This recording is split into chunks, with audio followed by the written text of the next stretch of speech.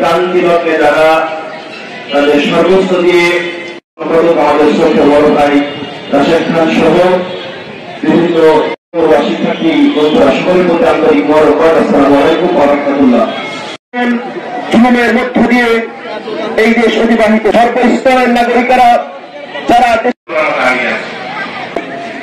সম্মানিত উপস্থিতি আজকে এখানে সমবেত হতে পেরেছি।